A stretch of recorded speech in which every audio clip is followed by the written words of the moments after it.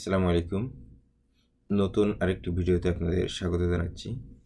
আজকে আমরা দেখব কোরিয়ার বাইরে থেকে বিভিন্ন পণ্য ক্রয় করার সময় একটা কাস্টম কোড দিতে বলে, যেটা না দেওয়ার কারণে অনেকের পণ্যই কাস্টমসে আটকে থাকে এবং দীর্ঘদিন আটকে থাকার পর অর্ডারটা ক্যান্সেল হয়ে যায়। তো আজকের এই ভিডিওটা শুধুমাত্র সেই উদ্দেশ্যেই যে কিভাবে সহজেই কাস্টমস ক্লিয়ারেন্সের এই কোডটা তৈরি করা যায়।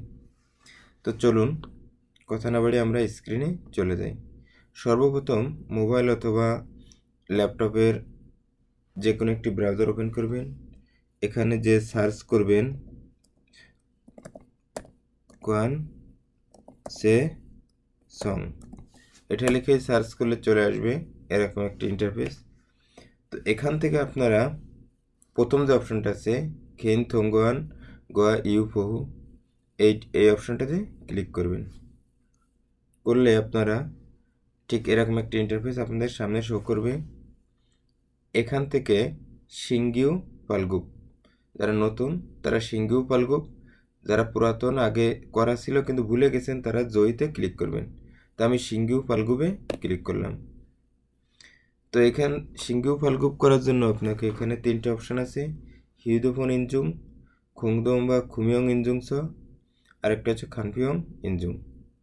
তো আমি সহজ যেটা সেটাই দিলাম, হিউদোফোন ইনজুং দিলাম। দেওয়ার পর আইডি কার্ড অনুসারে আপনার নাম লিখবেন।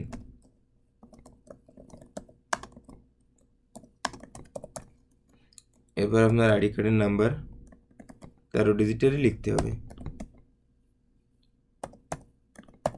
তারপর এখানে স্ক্রিনে দেখানো নাম্বারটা লিখবেন।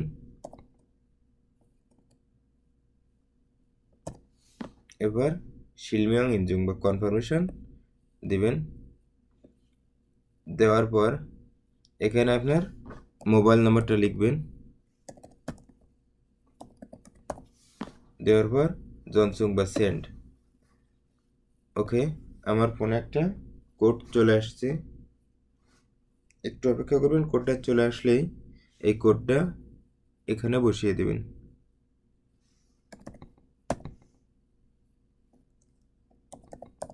দেওয়ার পর হগিন। ওকে, ইনজুং থেয়াসমিতা।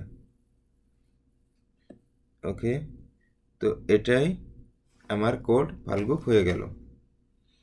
তো এটাই হচ্ছে সহজে আপনারা আপনাদের যে কোডটা অর্থাৎ কাস্টম যে ক্লিয়ারেন্সের যে কোডটা, এই কোডটা এই যে পি দিয়ে শুরু, এটাই হচ্ছে আপনাদের কোড।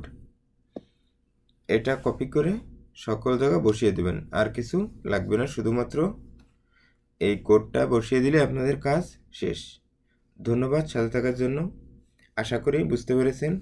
না বুঝলে অবশ্যই কমেন্টসে জানাবেন। আল্লাহ হাফেজ, ভালো থাকবেন সবাই।